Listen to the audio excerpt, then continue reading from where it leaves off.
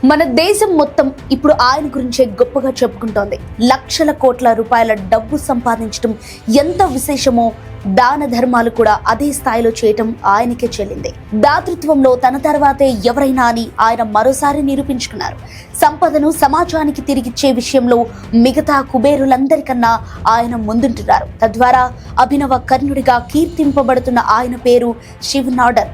తాజాగా మరోసారి వార్తల్లో నిలిచిన ఆయన గురించి మరిన్ని వివరాలు ఇప్పుడు చూద్దాం. శివ్ నాడర్ గురించి కొత్తగా పరిచయం అవసరం లేదు. హిందుస్థాన్ కంప్యూటర్స్ లిమిటెడ్ HCL సంస్థ వ్యవస్థాపకుడిగా, భారతదేశంలోని అతిపెద్ద బిలియనర్లలో ఒకడిగా ఆయన గురించి అందరికీ తెలుసు.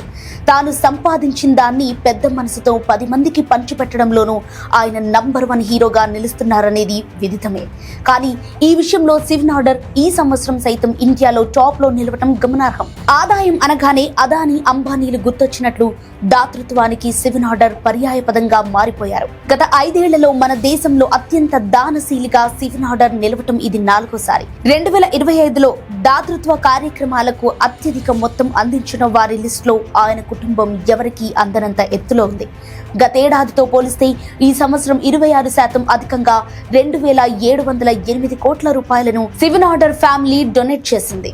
ఈ విషయాన్ని అడెల్ గివ్ హోరన్ ఇండియా ఫిలాంథ్రఫీ జాబితా 2025 వెల్లడించింది. అంటే ఆయన రోజుకు దాదాపు 7.5 కోట్లు దానం చేశారు. ఈ మొత్తాన్ని శివ్ నాడర్ అండ్ ఫ్యామిలీ విద్యారంగం కోసం ఖర్చు పెట్టింది. శివ్ నాడర్, ఆయన కుటుంబం విద్యతో పాటు వైద్యం, మౌలిక సదుపాయాలు, వ్యక్తిగత పరిశుభ్రత వంటి విభాగాల్లోనూ భారీగా విరాళాలు ఇస్తుంది. విద్యార్థుల్లో సాఫ్ట్ స్కిల్స్ డెవలప్మెంట్ కోసం తమ సంస్థ ఆధ్వర్యంలో శిక్షణ కేంద్రాలను ఏర్పాటు చేసింది. ఆ ట్రైనింగ్ సెంటర్లలో నైపుణ్యం సంపాదించిన వారికి, ప్రతిభ కనబరిచిన వారికి శివ్ నాడర్ తన సంస్థల్లోనూ ఉద్యోగాలు కూడా ఇస్తూ ఆయా కుటుంబాలకు అండగా ఉంటున్నారు.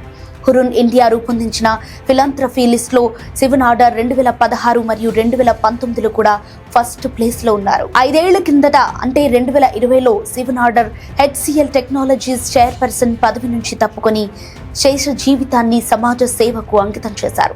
ఫౌండేషన్ను ప్రారంభించి ఇప్పటిదాకా $1 బిలియన్ పైగా నిధులను ప్రజల కోసం ఖర్చు పెట్టారు. ఈ ఏడాది జూలైలో తమిళనాడులోని తిరుచెందూర్ సుబ్రహ్మణ్య స్వామి ఆలయానికి 206 కోట్లు విరాళం ఇచ్చారు.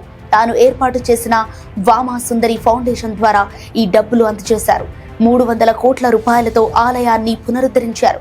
దీంతో పాటు శివ్ నాడర్ ఫౌండేషన్ దక్షిణాది జిల్లాల్లోని అనేక ఆలయాల్లో పునరుద్ధరణకు సహకారం అందిస్తోంది.